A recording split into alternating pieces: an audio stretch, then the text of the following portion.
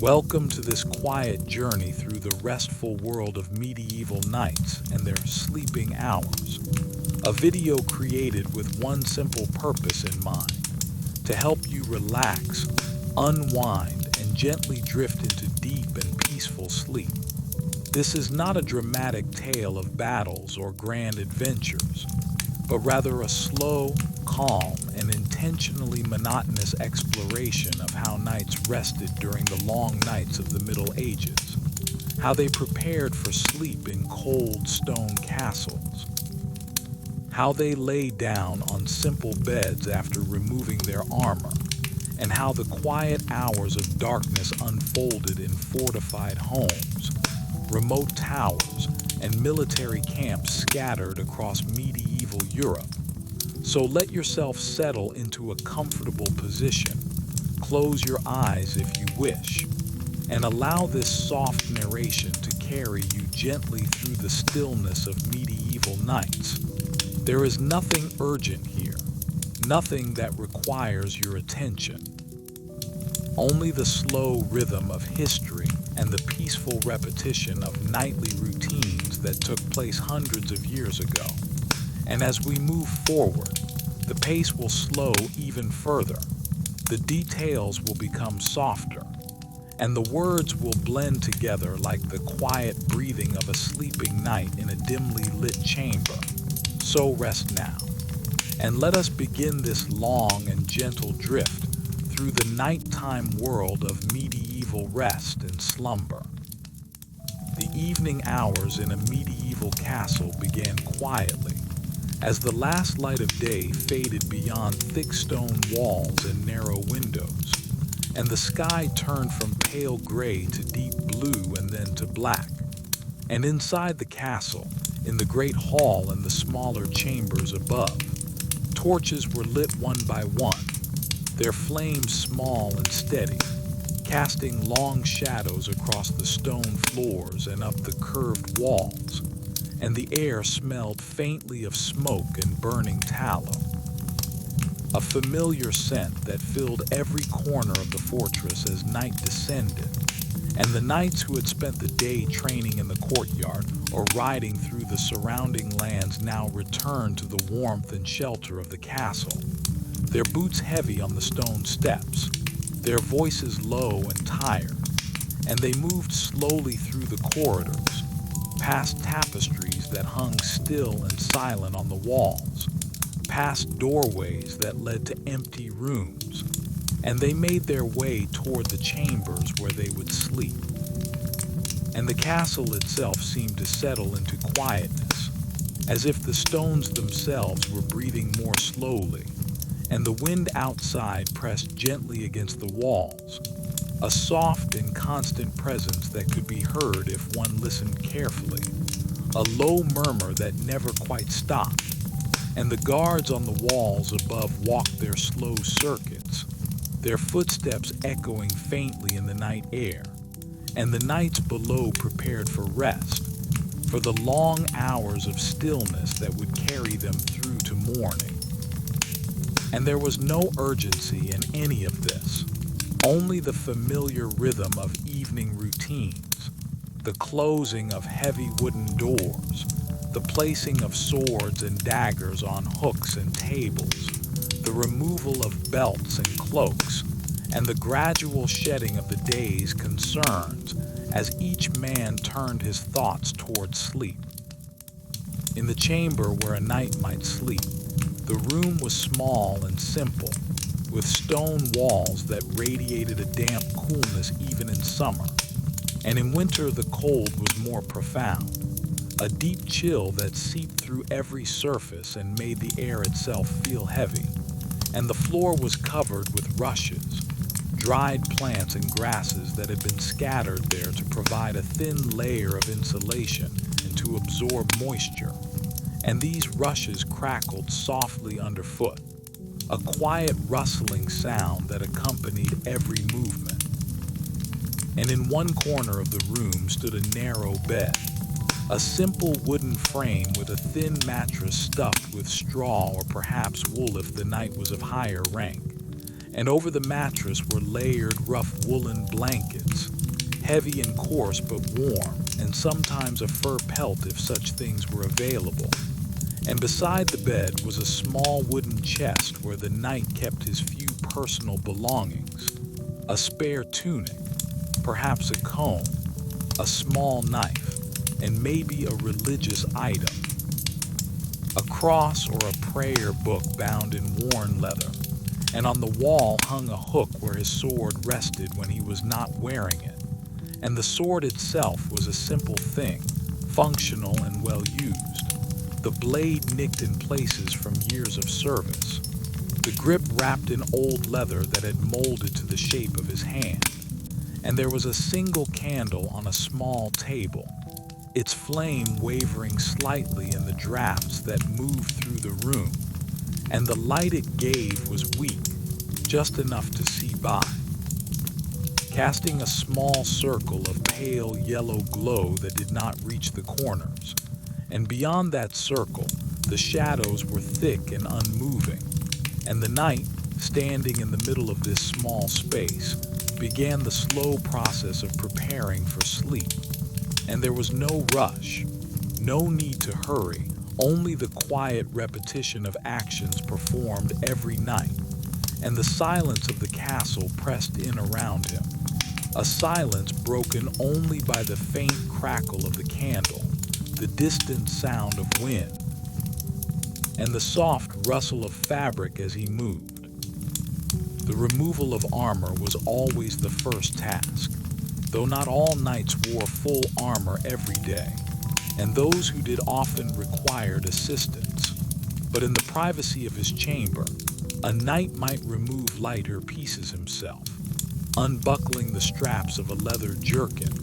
lifting it over his head and setting it aside, or unlacing the fastenings of padded cloth that had been worn beneath a mail shirt. And the mail itself, if he had been wearing it, would already have been removed in the armory or in a common area. For it was heavy and cumbersome and not something to wear into one's sleeping chamber, but the padding beneath, the gambeson or arming doublet that he might still be wearing, and he would pull it off slowly, feeling the weight lift from his shoulders, and beneath it his simple linen shirt would be damp with sweat, clinging to his skin, and he would peel that away too, letting the cool air of the room touch his chest and arms, and the sensation was both uncomfortable and relieving. A moment of transition between the day's exertions and the night's rest, and he would stand there for a moment, breathing quietly, feeling the stillness of the room, and then he would reach for a clean shirt if he had one, or simply pull the same one back on, and he would unlace his boots, thick leather boots that had been tightened that morning and worn all day, and he would tug them off one at a time, setting them beside the bed, and his feet would ache slightly,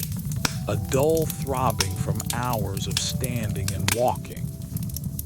And he would flex his toes and feel the rushes beneath them, dry and scratchy, and then he would remove his trousers,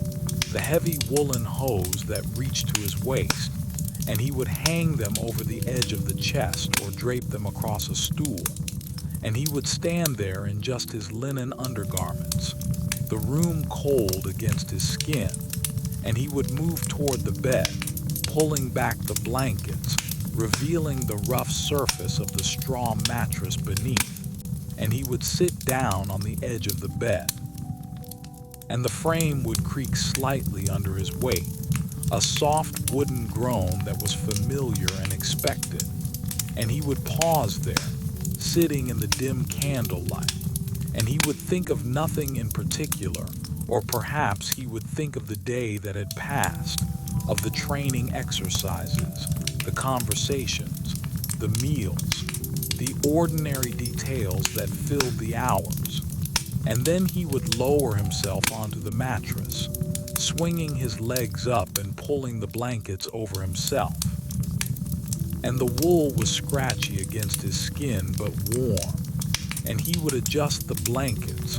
tucking them around his shoulders, and he would lie on his side or on his back, whichever felt more comfortable, and he would close his eyes, and the room would be silent except for the faint sounds of the castle at night, and he would begin the slow descent into sleep. But before sleep came, there was often a moment of prayer, for medieval knights were men of faith, and the day's end was a time to offer thanks and to ask for protection through the night. And so the knight, lying in his bed or perhaps kneeling beside it if he felt the need, would whisper a quiet prayer, his voice so low that it was barely more than a breath, and the words were familiar, repeated every night, a simple request for safety, for health, for the well-being of his lord and his family, and for the forgiveness of his sins. And the prayer was not long, just a few lines, a brief conversation with God in the darkness, and when it was finished, he would cross himself, his hand moving slowly from forehead to chest to each shoulder, and then he would settle back into the bed, and the sense of having completed this small ritual brought a measure of comfort, a feeling that the night was properly begun, and he would close his eyes again, and this time he would not open them, and the stillness of the room would deepen, and his breathing would begin to slow, each breath a little longer, a little deeper, and the tension in his muscles would start to ease, and his thoughts would drift, moving from one image to another without direction or purpose, memories of the day blending with older memories, faces and voices and places all mixing together in the gentle confusion that precedes sleep. And the candle on the table would burn lower, its flame growing smaller, the wax pooling around the base. And eventually it would flicker and go out, and the room would be left in complete darkness, the kind of darkness that was absolute in medieval times, unbroken by any artificial light. And in that darkness the knight would sleep, his body still, his breathing steady, and the night would continue around him. Outside the chamber, in the corridors of the castle, the night was equally quiet, the stone passages empty and cold, lit only by the occasional torch mounted in an iron bracket on the wall, and these torches burned with a low, steady flame, their light flickering against the rough stone, creating moving shadows that seemed almost alive, and the air in the corridors was colder than in the chambers, for there were no fires here, no braziers to provide warmth. Only the bare stone and the drafts that moved through the castle like invisible rivers, and the guards who walked these corridors moved slowly, their footsteps echoing softly, a rhythmic sound that marked the passage of time, and they wore thick cloaks over their tunics, and they carried spears or staffs, and they nodded to each other as they passed, but they did not speak, for there was nothing to say, and the night stretched ahead of them, long and uneventful, and they would walk their routes again and again, up one corridor and down another, past the same doors and the same windows, and they would pause occasionally to look out through a narrow window at the darkness beyond, at the faint shapes of trees or the distant glow of a fire in the village below. And then they would continue, their boots scraping softly on the stone, and the castle would remain silent, and the knights in their chambers would sleep on, undisturbed by the quiet passage of the guards, or by the wind that whispered around the towers, or by the occasional hoot of an owl somewhere in the darkness outside. In some castles, knights did not sleep alone in private chambers but shared larger rooms, dormitory-style spaces where several men might sleep side by side, and these rooms were less private but no less quiet at night. for the men who slept there were accustomed to the presence of others, and they moved about in the evenings with a kind of practiced silence, each man respecting the need for rest, and the beds in these shared rooms were arranged in rows, simple wooden frames with straw mattresses, and the blankets were distributed evenly, and each man had a small space beside his bed where he could place his belongings, a chest or a shelf or simply a hook on the wall. And as the evening progressed, the men would retire one by one, some earlier, some later, depending on their duties and their preferences, and they would undress quietly, folding their tunics and setting them aside, and they would climb into their beds, and the room would fill with the soft sounds of rustling fabric and creaking wood. And then, as each man settled, the sounds would fade, and the room would become still, and the only noise would be the breathing of the sleeping men, a gentle chorus of inhalations and exhalations, not quite synchronized but close, and the rhythm of it was soothing, a reminder that they were not alone, that they were part of a community, and the warmth of their bodies, though each bed was separate,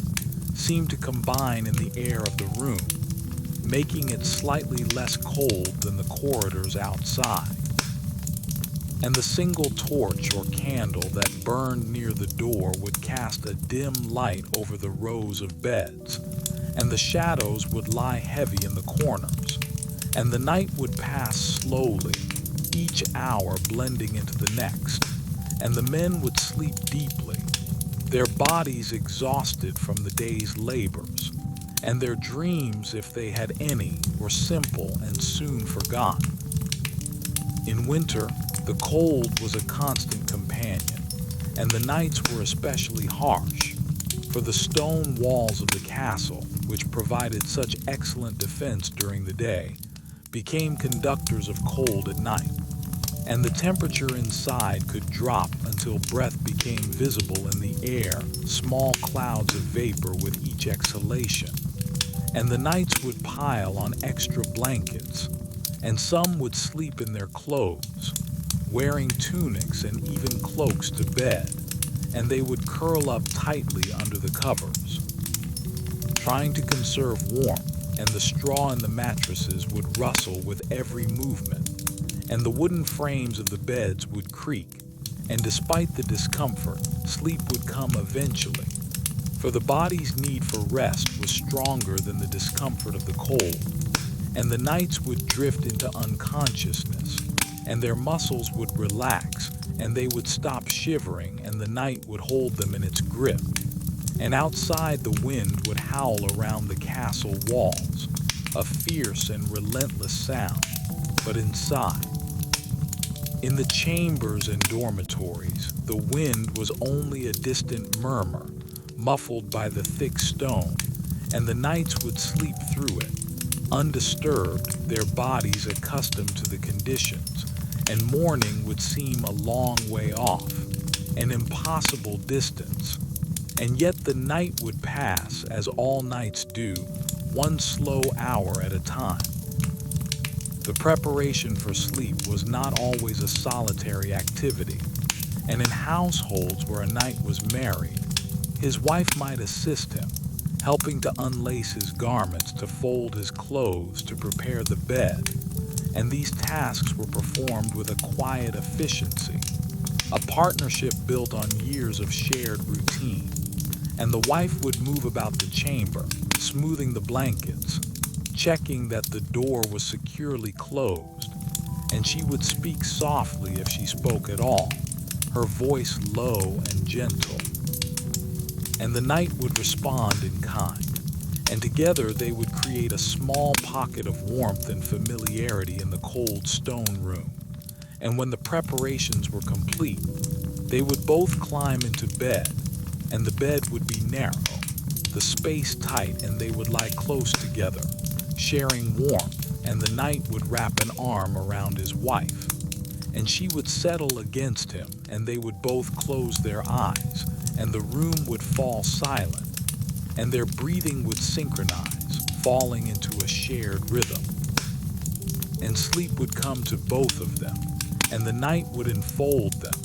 and the castle around them would continue its quiet vigil. The guards on the walls, the servants in the lower chambers, the horses in the stables, all settling into the patterns of the night, and the darkness outside would be complete, unbroken by any light, and the stars above would shine coldly, and the world would seem vast and empty. And yet within the castle walls there was warmth and safety, and the knights who slept there were protected. And they knew this, even in their sleep, and it gave them peace. During military campaigns, when knights were away from their castles and living in temporary camps, the sleeping arrangements were even more basic, for there were no stone walls to provide shelter, no wooden beds or wool blankets, only the tents that had been erected in the fields, and these tents were made of heavy canvas or leather, stretched over wooden poles, and they provided some protection from the wind and rain but little from the cold. And the ground beneath was hard, sometimes muddy, sometimes frozen, depending on the season, and the knights would spread their cloaks on the ground to create a thin barrier between themselves and the earth, and they would lie down on these cloaks, wrapped in additional blankets if they had them, and they would sleep in their clothes fully dressed, their boots still on their feet, their weapons close at hand. For in a military camp there was always the possibility of danger, of a surprise attack or an alarm in the night. And so the sleep of knights in such circumstances was lighter, more vigilant. And yet it was still sleep, for the body demanded rest, and the knights would close their eyes and surrender to it. And the sounds of the camp at night would surround them, the crackling of campfires, the murmur of voices from other tents, the occasional clank of metal, the whinny of a horse, and these sounds would blend into a kind of background noise, familiar and almost comforting, and the knights would sleep through them, and the night would pass. And in the morning they would wake stiff and cold but rested enough to continue. And this pattern would repeat night after night for the duration of the campaign, and the knights would grow accustomed to it, and the discomfort would become routine. And they would find ways to make themselves more comfortable, gathering extra straw to lie on, positioning their cloaks more carefully, and the small improvements would make a difference, and the nights would become slightly more bearable,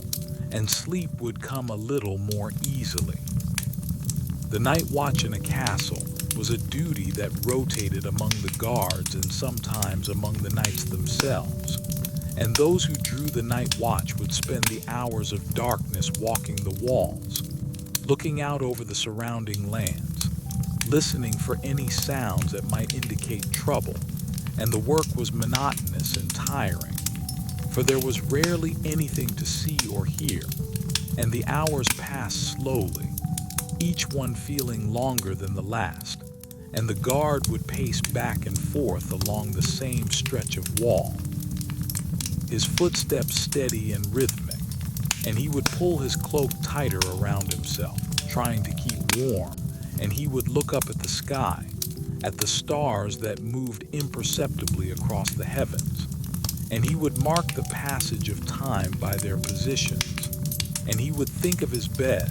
of the warmth and softness of his mattress, and he would imagine lying down and closing his eyes, and the thought would sustain him through the cold hours. And when his watch was finally over, when another guard came to relieve him, he would descend from the walls with a sense of relief, and he would make his way to his chamber, and he would undress quickly, not bothering with the usual routines, and he would climb into bed,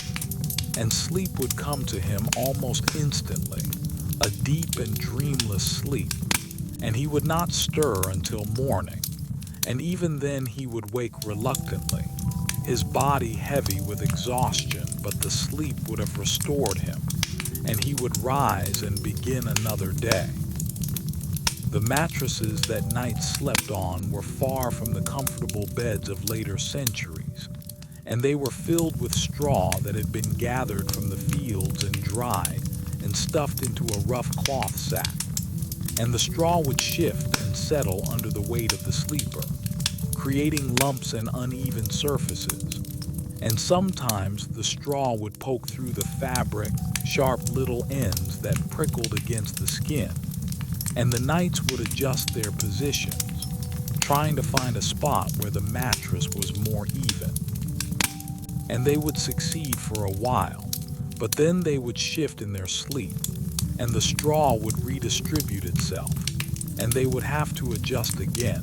and this went on throughout the night, a constant series of small movements. And yet the knights did not complain, for this was simply how things were, and they had known no different, and the discomfort was minor compared to the exhaustion they felt, and sleep came regardless of the quality of the mattress. And in the morning they would rise, and the straw would be flattened and compacted from the weight of their bodies, and the servants would come later to fluff it up again, shaking the mattress and redistributing the straw, preparing it for the next night, and the cycle would continue. In the darkest hours of the night, when even the guards on the walls were struggling to stay awake, the castle would reach its deepest state of quietness, and the only sounds would be the natural ones: the wind, the distant call of a night bird, the faint creak of wooden beams settling. And inside the chambers, the knights would be lost in sleep, their bodies motionless, their breathing slow and regular, and the darkness would be so complete that if one were to open their eyes, they would see nothing. Not even the outline of the room, and this darkness was absolute and enveloping, and it pressed in from all sides, and it was both frightening and comforting, for it represented safety from the dangers of the outside world. And the knights, even in their unconsciousness, would sense this, and they would sleep more deeply because of it, and the hours would pass unmarked and unnoticed, and the night would seem to stretch on forever, and yet it would eventually end as all nights do. And the first hints of dawn would begin to appear, a faint lightening of the sky beyond the narrow windows, and the guards on the walls would see it first, and they would feel a sense of relief, knowing that their watch was almost over. And inside the castle, the knights would continue to sleep, unaware of the approaching day, and they would remain in their beds for a while longer, extracting every last moment of rest, until finally the sounds of the castle waking would penetrate their sleep, the clang of pots in the kitchen, the voices of servants, the crowing of a rooster, and they would stir, slowly at first, reluctant to leave the warmth of their blankets, and then more deliberately, sitting up, rubbing their eyes, beginning the process of waking, and another night would have passed. The quality of sleep that a knight experienced depended on many factors: his rank, his wealth, his location, and his circumstances. And a knight of high rank, one who served a powerful lord or who held lands of his own, might sleep in a chamber that was slightly more comfortable,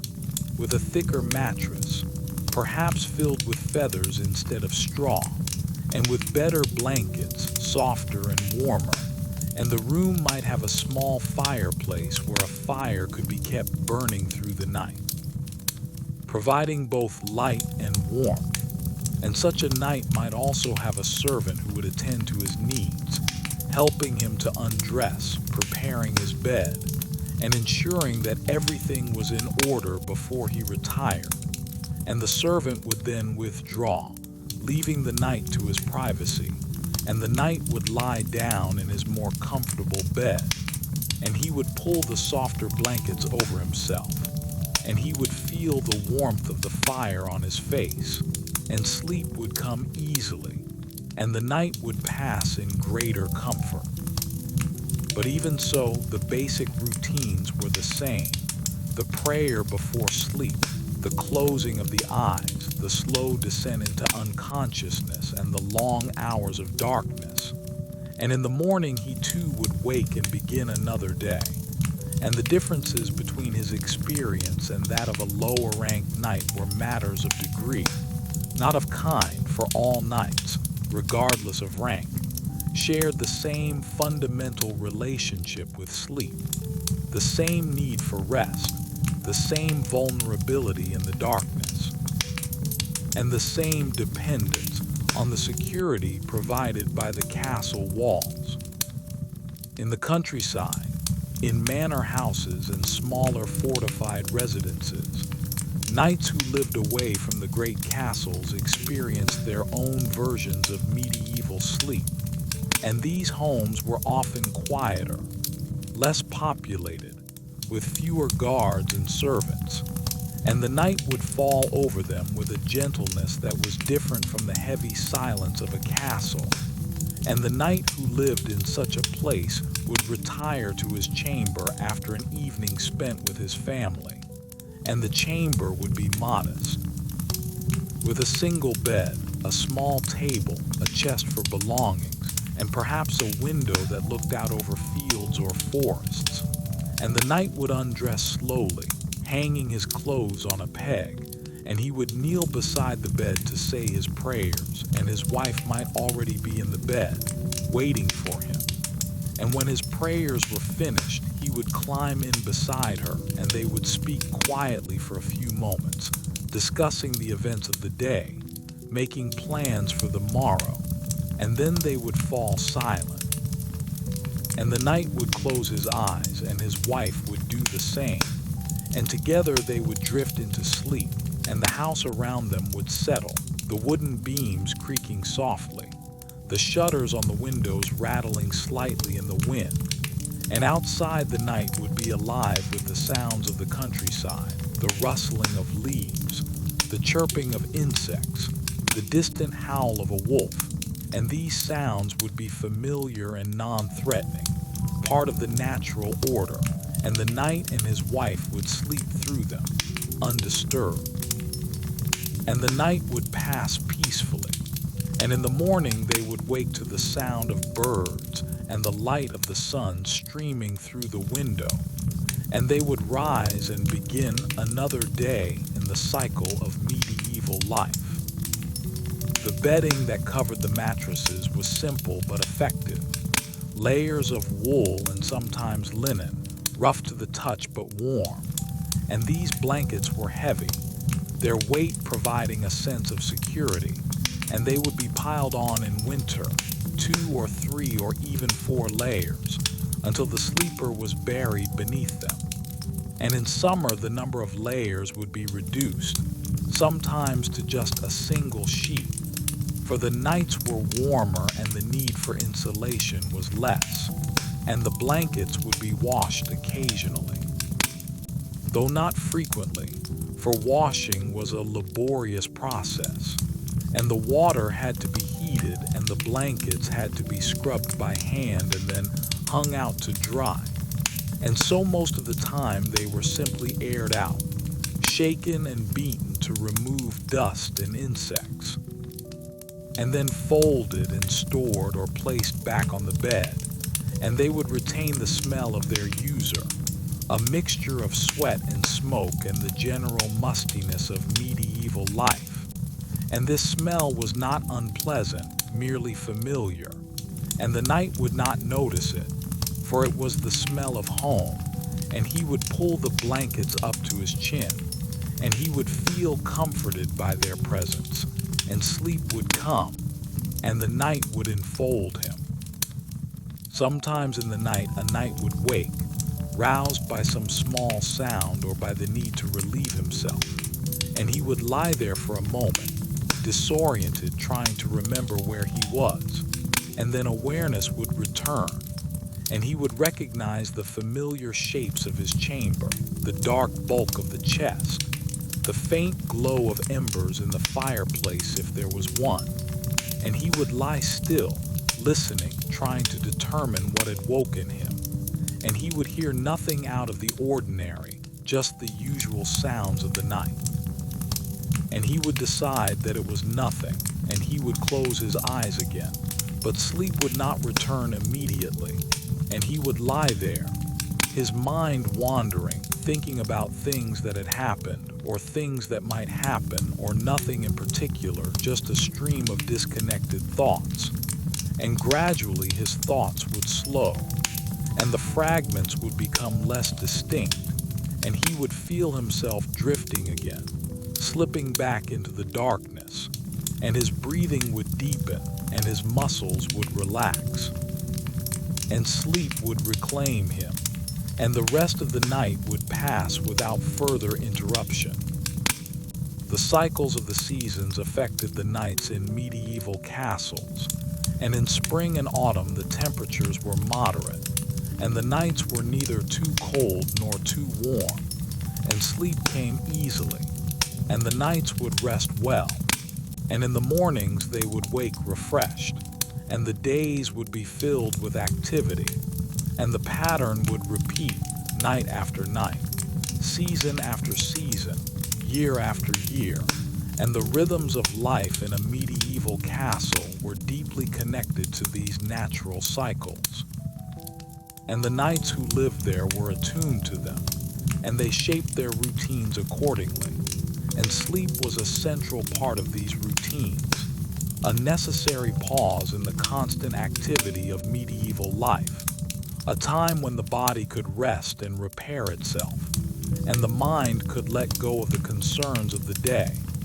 And in this way, sleep was both a practical necessity and a kind of refuge, a space where the night was free from the demands and dangers of his waking life, and he could simply exist, breathing, dreaming, drifting through the hours of darkness. In the deep silence of the night, when all the castle was asleep, there was a quality to the darkness that was almost tangible, a thickness in the air, a sense of weight and presence. And if one were to walk through the corridors at such a time, one would feel it pressing in from all sides,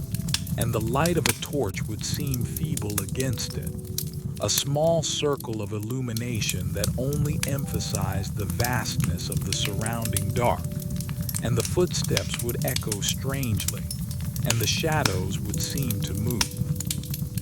And there would be a feeling of being watched, though of course there was no one there, only the stones and the silence,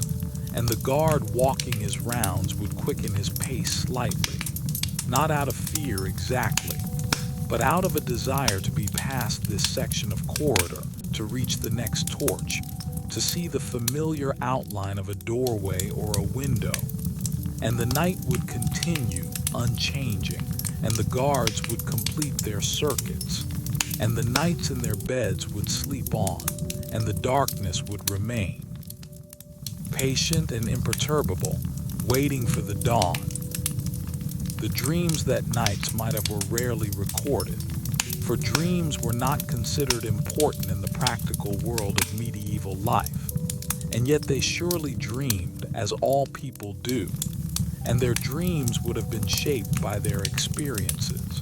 by the things they had seen and done, by their fears and hopes, and a knight might dream of battle,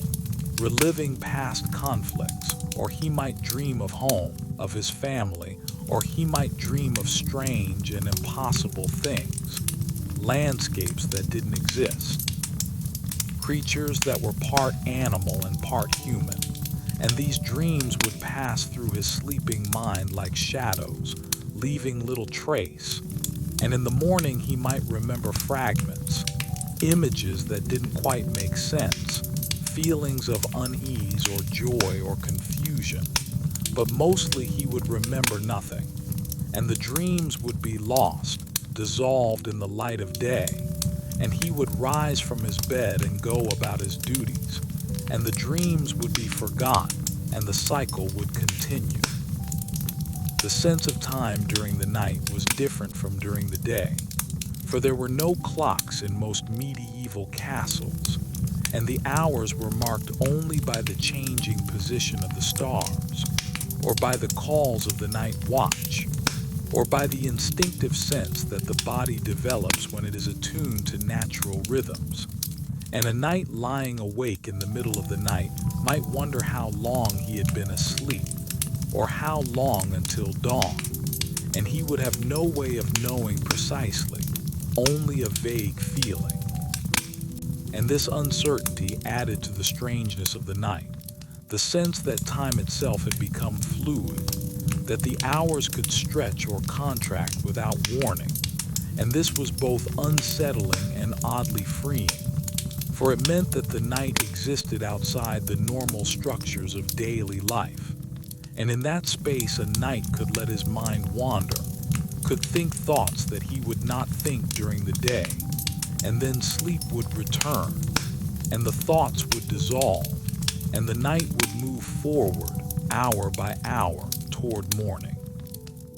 The cold of the stone floors was a constant feature of castle life,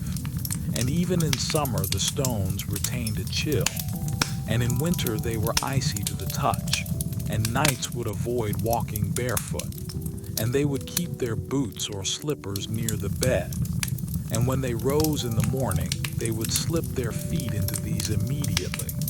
protecting themselves from the shock of the cold stone, and this small act was part of the routine of waking,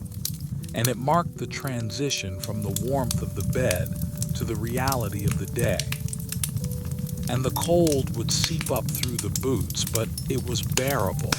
and the night would move quickly, dressing, preparing for the day ahead, and the memory of the warm bed would recede, and the night would be over, and a new day would begin. As the narrative continues, the details become softer, the pace even slower, and we drift further into the world of medieval sleep, where the nights were long and dark, and the hours passed with a quietness that is hard to imagine in the modern world. And the knights who lived in those times had a relationship with sleep that was different from ours, simpler perhaps, more direct, for they did not have the distractions of artificial light or electronic devices. And when night fell, there was little to do but rest, and so they slept deeply and completely, and their bodies recovered from the labors of the day, and their minds emptied of thought, and the darkness held them. And the castle stood silent, and the world outside was quiet, and the stars moved slowly across the sky, and the wind blew, and the owls called, and the guards walked their rounds, and the fires burned low, and the night slept on, hour after hour, night after night, and this was the pattern of medieval life. The constant rhythm of work and rest, of day and night, and it continued for centuries, unchanging in its essentials, and the knights who lived through those centuries are long gone now, their names mostly forgotten, their stories lost, but the nights they slept through remain, in a way, captured in the stones of the castles that still stand, in the ruins that dot the landscape. And if you visit such a place, and you stand in one of those empty chambers, you can almost feel the presence of those long-ago nights, the silence, the coldness, the darkness, and you can imagine a knight lying on his straw mattress, wrapped in his woolen blankets, breathing slowly, sleeping deeply, and the centuries fall away. And for a moment the past is present,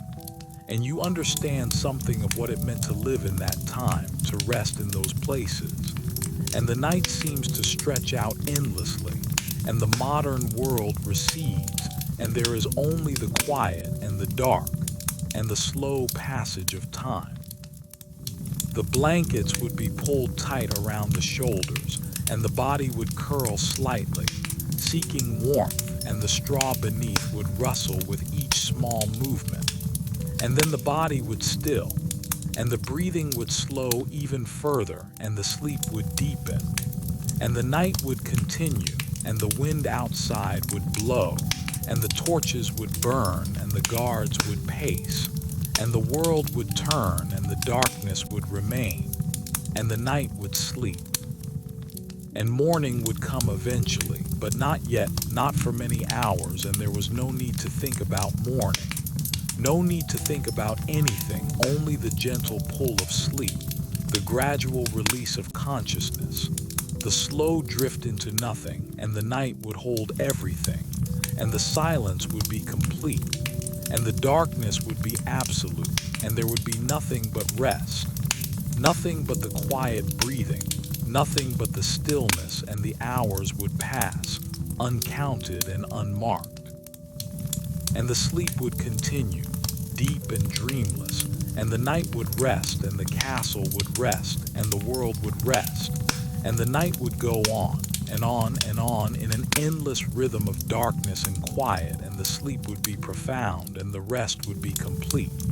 And there would be nothing more to say, nothing more to describe, only the ongoing presence of the night,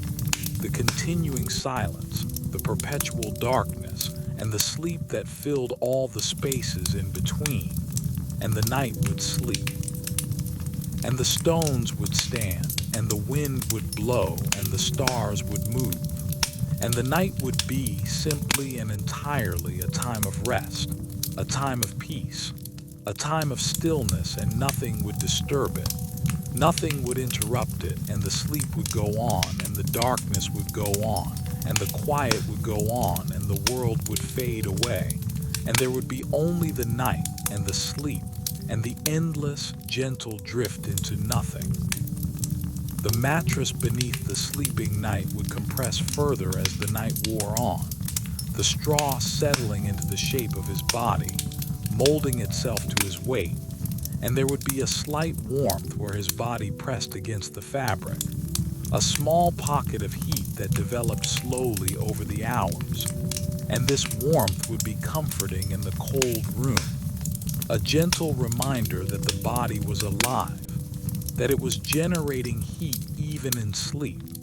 and the night would shift occasionally, turning from one side to the other, and the straw would rustle again, a soft whispering sound that was barely audible, and then the movement would cease, and the body would settle into a new position, and the breathing would continue, steady and rhythmic, and the night would absorb these small sounds, and they would disappear into the larger silence, becoming part of the fabric of the darkness, and the hours would continue to pass, one after another, indistinguishable from each other, and the sleep would deepen or lighten in cycles, moving through stages that the night himself was unaware of, and sometimes his eyes would move beneath his closed lids, rapid fluttering movements that indicated dreams, though what those dreams contained was unknowable, and the dreams would pass, and the eyes would still again, and the sleep would continue, unbroken and profound. In other chambers throughout the castle, other knights were sleeping in much the same way, each in his own bed, each wrapped in his own blankets, and together they formed a community of sleepers, unaware of each other but connected by the shared experience of rest. And the castle held them all, these sleeping men, protecting them from the night, and the walls stood firm, and the doors were barred, and the guards walked their rounds, and everything was as it should be, and the sense of security was deep, felt even in sleep. And the knights rested without fear, without concern, knowing that they were safe within these walls, and this knowledge, though not conscious, shaped the quality of their sleep, made it deeper, more restorative, and the night continued to unfold hour by hour, and the darkness outside was complete, and the countryside beyond the castle walls was empty and silent, and the villages were dark, and the fields were still, and the forest stood quiet, and the whole world seemed to be sleeping, waiting for the dawn. The wool of the blankets had a particular texture, coarse and slightly oily, for the wool retained some of the natural lanolin from the sheep, and this gave it a water-resistant quality and also a distinctive smell, earthy and animal. And the knights were so accustomed to this smell that they no longer noticed it. It was simply part of the environment, like the smell of smoke or stone. And the blankets were heavy, as mentioned before, and this heaviness was reassuring. It pinned the body to the bed, created a sense of being held, and the weight distributed across the torso and legs was like a gentle pressure, constant and even. And beneath this weight, the body relaxed more fully, the muscles releasing their tension, the shoulders dropping, the jaw unclenching, and the sleep became more complete. And the knight would lie there, barely moving, his breathing so quiet that it was almost inaudible, and the room around him would be perfectly still, and the darkness would be unbroken, and time would seem to stop. As if this moment of sleep could extend forever, as if the night would never end. And there was something peaceful in that thought, something comforting in the idea of eternal rest. Though of course the night would end, and morning would come, and the night would wake, but not yet, not for hours still. And in the meantime there was only this, the quiet breathing, the heavy blankets, the darkness, and the endless stillness. The stone walls of the castle were thick, sometimes several feet thick, built to withstand attacks, to resist siege engines and arrows and fire. And these walls were cold to the touch, even in summer, for the stone absorbed the coolness of the earth and held it. And in winter the walls became even colder, and they seemed to radiate chill into the rooms. And the knights who slept in these rooms could feel the cold emanating from the walls, could sense it even through their blankets. And they would position themselves as far from the walls as possible, keeping to the center of the bed, avoiding contact with the stone. And the cold was a presence in the room, a subtle but constant companion, and it influenced the quality of sleep. Made it lighter perhaps, less restful, for the body had to work to maintain its temperature, had to generate heat continuously, and this required energy, and so the sleep was not always deep, and sometimes the knight would wake briefly, feeling cold, and he would pull the blankets tighter, and he would curl into a smaller shape, conserving warmth. And then he would drift back to sleep, and the cycle would continue, and the night would go on. In the great hall of the castle, far below the sleeping chambers, the fire that had burned during the evening would have died down to embers by now, and these embers would glow faintly in the darkness, casting a dim red light that barely reached beyond the hearth, and the hall would be cold and empty, the long tables cleared, the benches pushed back against the walls, and the servants who slept in the hall on pallets laid out on the floor would be wrapped in their own rough blankets, sleeping as deeply as the knights above. And their breathing would mingle with the breathing of others, creating a soft collective sound, and the hall would be filled with this sound, a gentle susurration that rose and fell, and the embers in the hearth would crackle occasionally, a tiny spark flying up and dying in the darkness, and the night in the great hall would be its own world, separate from the chambers above, but part of the same larger silence, the same darkness that filled the entire castle. The wooden doors of the chambers were heavy, built from thick oak planks bound with iron, and these doors were closed at night, fastened with simple latches or bars, and they provided a barrier between the chamber and the corridor. a boundary that marked the private space of sleep, and the doors fit snugly in their frames, but they were not perfectly sealed, and small drafts of air would seep through the gaps, bringing with them the cold of the corridor, and these drafts would move across the floor. Invisible currents that stirred the rushes and made the candle flames waver when they were still burning, and the knight sleeping in the room would not feel these drafts directly, for he was cocooned in his blankets, but the drafts contributed to the overall coldness of the room, and they were part of the environment of medieval sleep, one of the many small discomforts that were simply accepted as normal, and the knight would sleep on, undisturbed by the drafts, his body having adjusted to the conditions. And the night would continue. Sometimes a knight would sleep with his hand resting on the hilt of his sword, even in the safety of the castle, for the habit of vigilance was deeply ingrained, and the sword was both a tool and a symbol, and its presence was reassuring, and the knight's hand would curve naturally around the grip, even in sleep, and this connection to his weapon was instinctive, developed through years of training and experience. And it persisted even when there was no danger, even when the castle was secure and the night was peaceful, and the sword would lie beside the bed within easy reach, and the knight's hand would rest on it lightly, and both would remain motionless through the hours of sleep.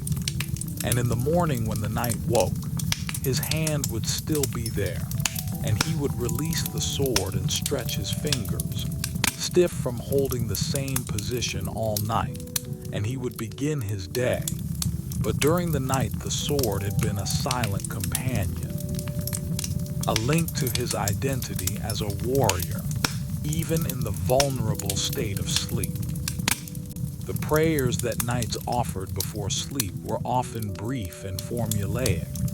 learned in childhood and repeated every night without much conscious thought, and yet they served an important function, marking the transition from waking to sleeping, from activity to rest. And the act of prayer, the speaking or thinking of familiar words, the making of the sign of the cross, these actions created a ritual space, a moment of reflection before surrendering to unconsciousness, and the words themselves were simple, asking for protection, for forgiveness, for the well-being of loved ones,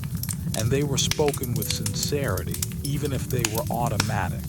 And when the prayer was finished, the knight would feel that he had fulfilled an obligation, that he had done what was expected of him, and this sense of completion allowed him to relax more fully, to let go of the day, and sleep would come more easily, and the night would enfold him, and the prayer would fade from his mind, leaving only a residual sense of peace. The seasons moved in their eternal cycle, and the nature of the nights changed with them. And in spring the nights grew shorter, and the darkness was less oppressive, and there was a sense of renewal in the air, even at night, a feeling that life was returning to the world. And the knights who slept through these spring nights would wake more easily in the mornings, roused by the early light and the sound of birds, and their sleep was lighter, less profound, for the body sensed the changing season and adjusted accordingly. And in summer the nights were warm, sometimes uncomfortably so, and the knights would cast off some of their blankets, lying with just a light covering, and the windows might be open to let in the night air, though this was risky, for it also let in insects, and the knight would have to choose between heat and the annoyance of mosquitoes and flies, and usually he would choose to keep the window closed, and he would endure the warmth, and his sleep would be restless, disturbed by the heat, and he would wake in the morning damp with sweat, and the day would begin hot and would remain hot, And the cycle would continue night after night until autumn came and brought cooler temperatures, and the nights would become comfortable again, and sleep would deepen, and the nights would rest well, and then winter would arrive, and the cycle would begin again. Cold nights, heavy blankets, the constant struggle for warmth, and the pattern would repeat year after year, generation after generation, unchanging in its essential nature. The sounds of the night were subtle and varied, and they formed a kind of symphony, though no one thought of it that way. And there was the wind, which was almost always present, sometimes a gentle breeze, sometimes a stronger gust, and it would move around the castle, finding its way through cracks and gaps, making the shutters rattle, causing distant doors to creak. And there was the occasional hoot of an owl, a lonely sound that carried through the darkness. And there were the footsteps of the guards, rhythmic and steady, a reassuring presence. And there were the small sounds of the castle itself, the settling of wood, the drip of water somewhere, the scurrying of a mouse or rat in the walls. And all of these sounds together created the acoustic environment of the medieval night. And the knights sleeping in their chambers heard these sounds, or rather their sleeping minds registered them, filing them away as normal, unthreatening. And only if a sound was unusual, out of place, would it penetrate the veil of sleep and cause the night to wake. Alert and listening, but most nights there were no such sounds, and the familiar noises of the castle were like a lullaby, constant and soothing, and they actually helped to maintain sleep rather than disturb it. And the night would pass peacefully, and the sounds would continue unchanging, and the sleep would be undisturbed. In the stables below, the horses would also be sleeping, standing in their stalls, their heads lowered, their breathing deep and slow, and they too were part of the sleeping castle. And their presence added to the sense of security, for horses were valuable, and they were well cared for, and their stable was warm with the heat of their bodies, and the smell of hay and horse filled the air, and the stable boys who slept in the loft above would be curled up in the straw, their own blankets wrapped around them. And they would sleep deeply, exhausted from the day's work, and the horses would shift occasionally, their hooves scraping on the stone floor, and the sound would echo softly in the stable. And then they would settle again, and all would be quiet, and the night would continue. And the castle with all its inhabitants, human and animal, would rest in the darkness, waiting for the dawn. The passage of time during sleep was mysterious, for the sleeper had no awareness of it, and what seemed like a moment might be hours, and the night could pass in what felt like an instant, or it could seem to stretch on forever if the sleep was broken and restless. And the knight lying in his bed had no way of measuring the hours, no way of knowing whether he had been asleep for a short time or a long time, and this uncertainty was simply part of the experience of medieval sleep. And when he woke in the morning, he would have no clear sense of how the night had passed, only a vague feeling of having slept, of having rested, and that was enough. And he would rise and begin his day, and the night would be behind him, already fatting from memory, becoming part of the undifferentiated mass of all the other nights, and the specifics would be lost,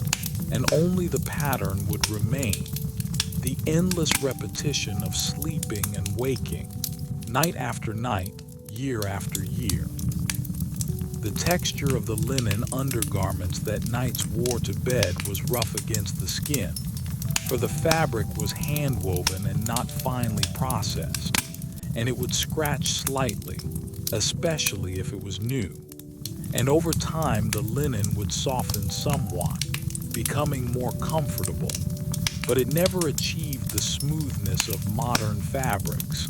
and the knights were accustomed to this roughness, as they were accustomed to all the other discomforts of medieval life, and they did not think about it, did not wish for something better because they knew nothing better, and the linen served its purpose, providing a layer between the skin and the outer garments, absorbing sweat, offering minimal warmth, and that was sufficient. And the knight would wear the same undergarment for several days or even weeks before changing it. For washing clothes was laborious, and water had to be heated, and soap was expensive, and so clothes were worn until they became truly dirty or uncomfortable, and this was normal. And no one thought twice about it, and the linen would become stiff with dried sweat and dirt, and it would chafe more, but still the knight would wear it, and eventually it would be washed, and the cycle would begin again. And through all of this the knight would sleep in his linen undergarments, and they would become part of the sensory environment of sleep, part of what it meant to rest in a medieval bed. The mind during sleep moved through different states, and sometimes the sleep was deep and dreamless, a complete absence of consciousness, and sometimes it was lighter, closer to the surface, and dreams would flicker through, images and sensations that made no logical sense, people and places mixed together in impossible combinations, and the dreaming knight would not question these impossibilities, for in dreams all things are accepted, and the dream would unfold according to its own strange logic, and then it would fade, dissolving as sleep deepened again, or as the sleeper shifted position, and the content of the dream would be lost, irretrievable, and the knight would continue sleeping, moving through these cycles again and again, deep sleep, light sleep, dreams, and then deep sleep again. And the cycles would repeat throughout the night, though the knight himself was unaware of them, and in the morning he might remember a fragment, a single image or feeling, but usually he would remember nothing, and the dreams would be gone, vanished as completely as if they had never been. And the day would begin, and the dreams would not matter, would not affect the waking world, and the knight would go about his duties, and the dreams would be forgotten, and the night would be over. In the corridors of the castle, the guards continued their slow patrols, walking the same routes they had walked hundreds of times before, and their footsteps echoed in the stone passages, a lonely sound, and they would pause occasionally at a window to look out at the night, at the darkness that surrounded the castle, and they would see nothing, for there was nothing to see, just the blackness of the night and perhaps the faint outline of distant hills against a slightly lighter sky, and they would stand there for a moment, breathing the cold air, and then they would continue their patrol, moving on to the next section of corridor, the next window, the next door, and the pattern would repeat, and the hours would pass slowly for them, much more slowly than for the sleeping knights, for the guards were awake and aware of time, and they would count the hours, waiting for their watch to end, waiting for the relief that would come when another guard arrived to take their place, and until then they would walk and watch and wait. And the castle would remain quiet around them, and the knights would sleep on, undisturbed by the presence of the guards, protected by their vigilance, and the night would continue its slow progression toward dawn. The cold of the stone floor could penetrate even through the rushes, especially in the depths of winter, and the rushes themselves would become damp from condensation, from the moisture in the air that settled on the cold stone, and this dampness would add to the chill. and the knights would avoid stepping on the floor as much as possible. And when they did, they would feel the cold immediately, a sharp sensation that traveled up through their feet and into their legs. And this was one of the many small unpleasantnesses of medieval life,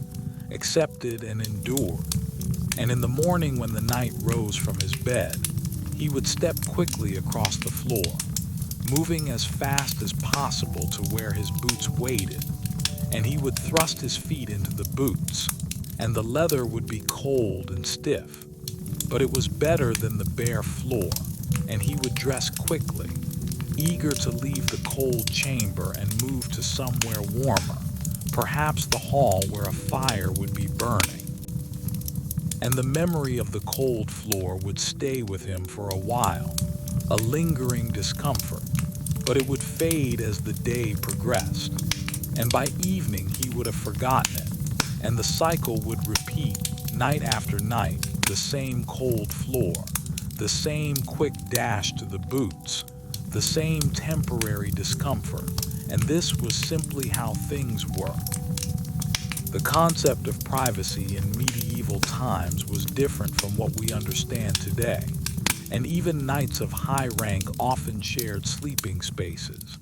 and the idea of a completely private chamber was a luxury that few enjoyed. And in many castles, the sleeping arrangements were communal, with multiple knights in the same room,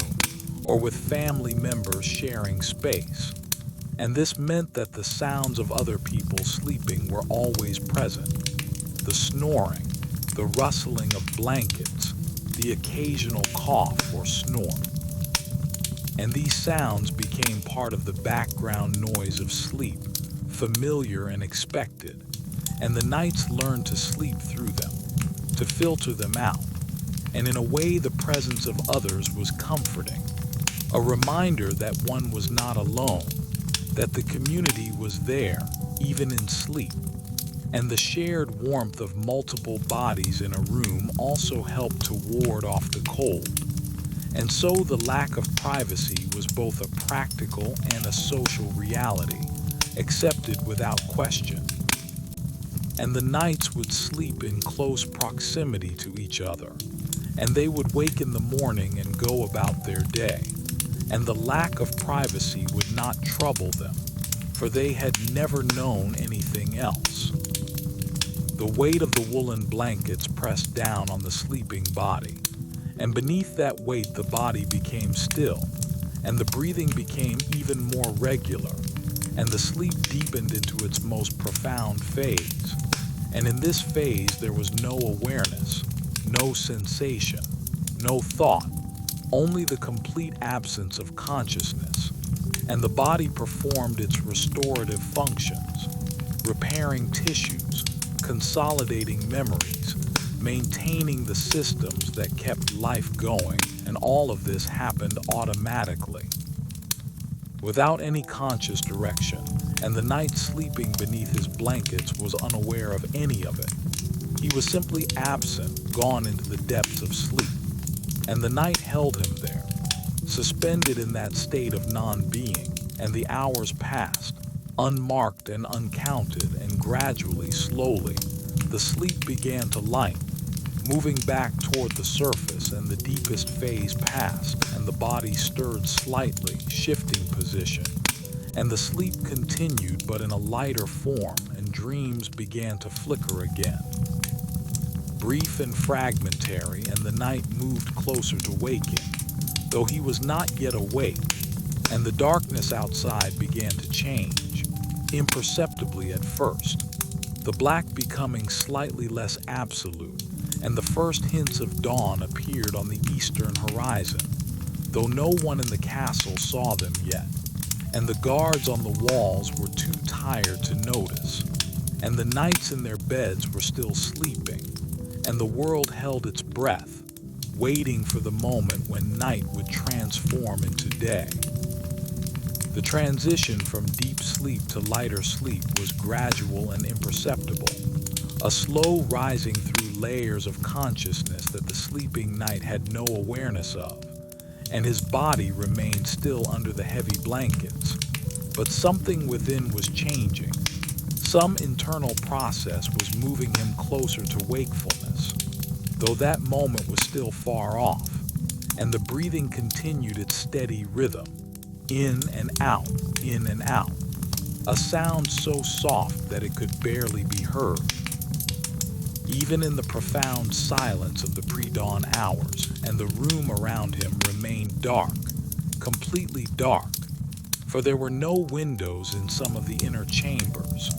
or if there were windows, they faced directions where the dawn would arrive late. And so the darkness persisted, unbroken, and the night slept on, his mind drifting through vague and formless dreams that left no impression, that would be forgotten the moment he woke, if indeed they were remembered at all. And the wool of the blankets had warmed now from the heat of his body, creating a small environment of warmth in the cold room. And this warmth was precious, worth protecting. And the knight's body knew this instinctively, and it remained curled in the same position, maintaining the cocoon of heat. And the night continued, moving slowly, inexorably, toward its end. In other parts of the castle, the same slow progression was taking place, other knights stirring slightly in their sleep, their bodies preparing gradually for the demands of the coming day, though they themselves remained unconscious, and the guards on the walls were beginning to feel the particular exhaustion that comes in the hours just before dawn, when the body is at its lowest point,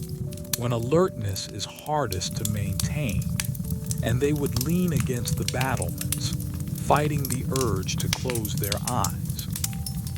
knowing that their watch was almost over, that soon they would be relieved, and they could descend to their own chambers and sleep. And this knowledge sustained them through the difficult final hours, and they walked their routes mechanically, their feet following paths they knew by heart, and they saw nothing, heard nothing unusual, and the night remained peaceful, and the castle slept, and the world outside was dark and still, and the stars overhead continued their slow wheel across the heavens. The same stars that had watched over countless other medieval nights, that had seen generations of nights sleep and wake and sleep again. And those stars would continue long after these particular nights were gone, long after the castle itself had fallen into ruin. But for now, in this particular night, they simply shone, cold and distant, indifferent to the small human dramas playing out far below. The straw in the mattress had compressed unevenly during the night, creating valleys and ridges beneath the knight's body, and these irregularities pressed against him, but he had long since adjusted to them. His body had found a position where the discomfort was minimal, and he slept on, untroubled by the lumps and hollows, and the straw made its soft, rustling sounds whenever he moved, even the smallest movements, the slight shift of a shoulder, the adjustment of a leg. And these sounds were part of the acoustic texture of medieval sleep, along with the breathing and the distant wind and the occasional creak of wood. And all of these sounds wove together into a tapestry of quietness, for they were not loud enough to be called noise. They were merely the subtle indicators of presence, proof that the world existed even in the darkness, even in the silence. And the knight sleeping heard none of them consciously, but somewhere in his sleeping mind they registered. They were processed and filed away as normal, unthreatening, and his sleep continued undisturbed, deep and restorative, and his body rested, and his mind rested, and the night went on. The wool blankets had their own smell, as mentioned before, a mixture of lanolin and smoke and the general mustiness of storage. and this smell was strongest when the blankets were first pulled over the body. But after a while, the nose adjusted and no longer noticed it, and it became simply part of the background, like the coldness of the air or the hardness of the mattress, just another element of the sleeping environment, accepted without thought, and the night's face might be partially covered by the blankets. For the air in the room was cold, and keeping the face warm helped to maintain overall warmth, and so he would breathe through the wool, and the air would be filtered through the fibers, and it would smell of sheep and smoke, and this smell would mingle with his own breath, creating a small pocket of warm, humid air beneath the blankets, and this pocket was comfortable, familiar, and it contributed to the sense of security and rest, and the night would remain in this position for hours, barely moving. His body conserved in its warmth, and the night would protect him, and the castle would protect him, and the blankets would protect him, and he would sleep safe and undisturbed. In the great hall below, the embers in the hearth had died down to almost nothing, just a few faint red glows in a bed of gray ash,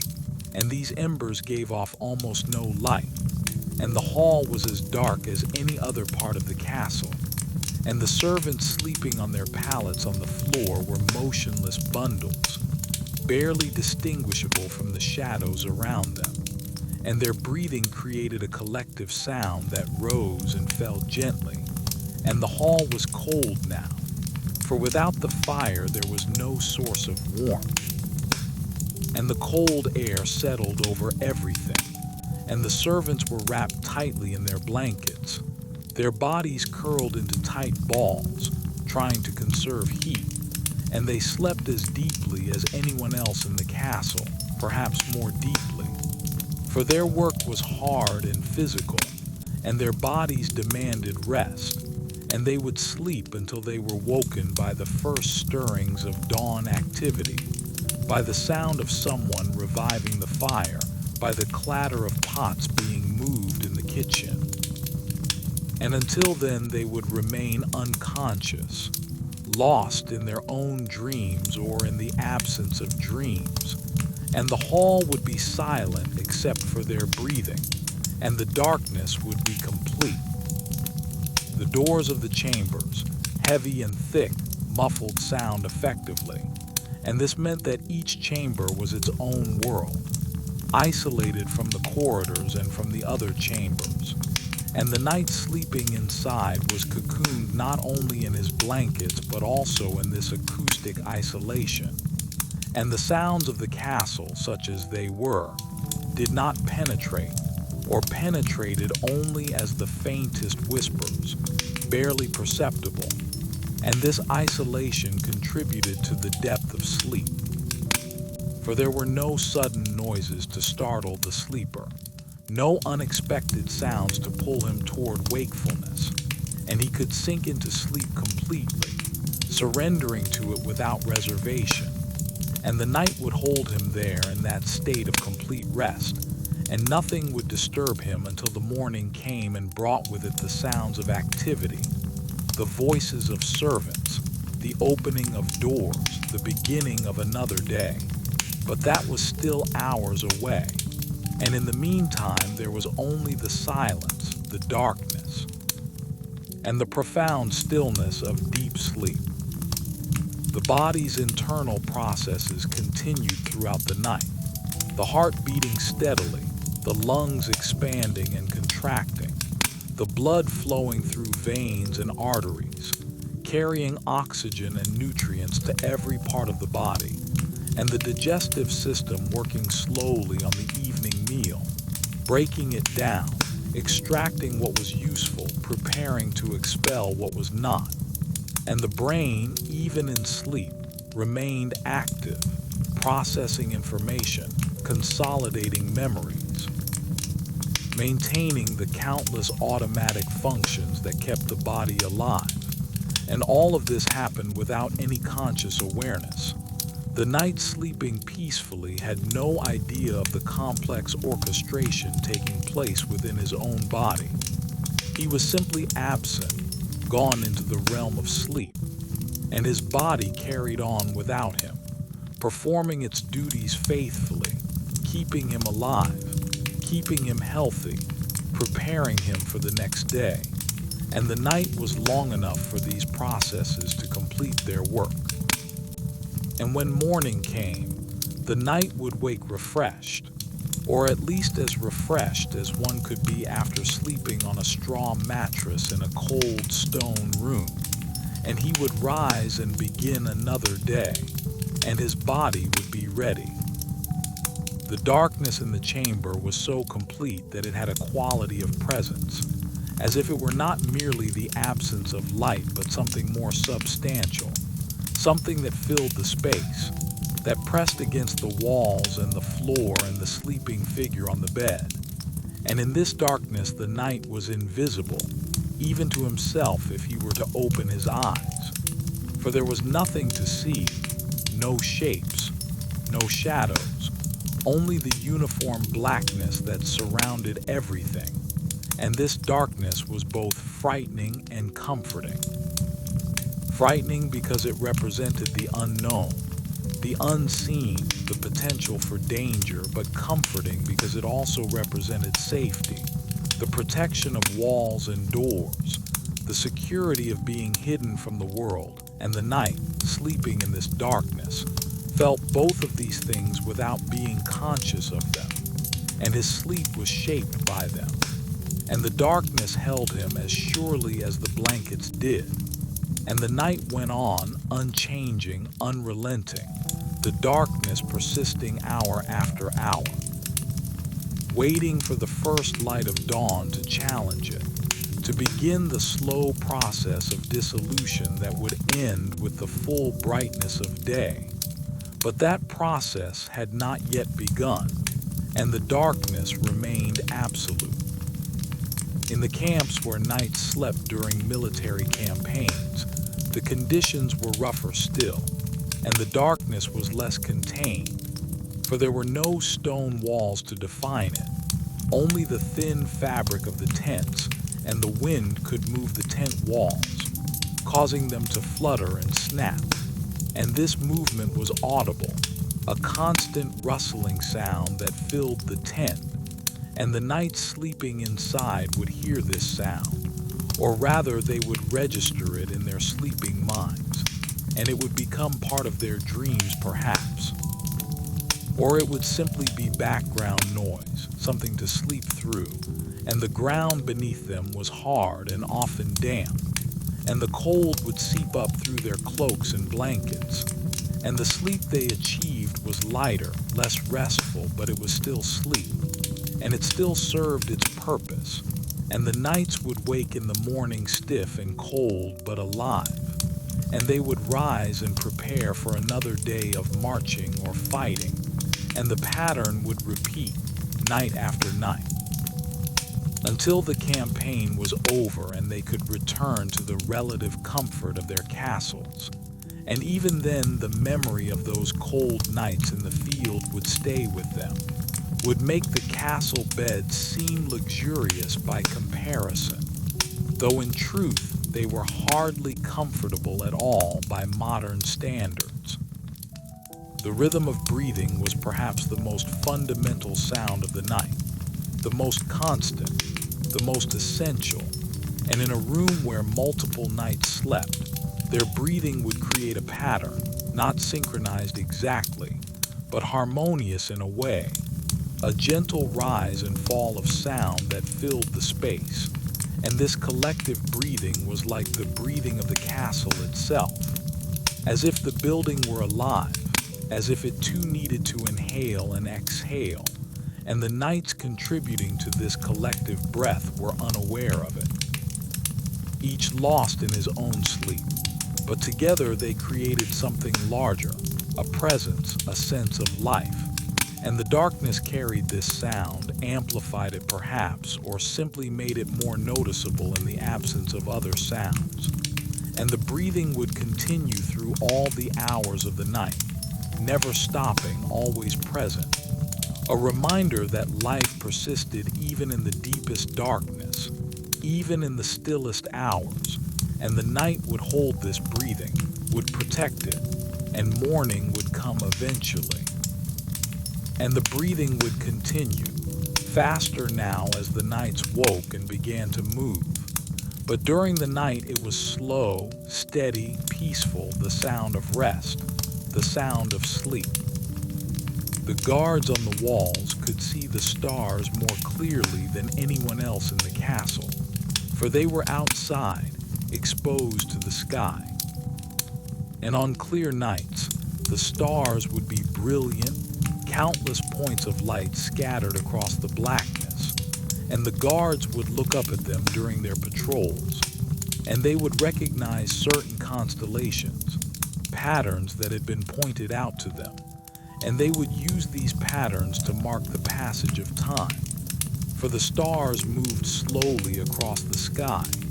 and their positions changed as the night progressed,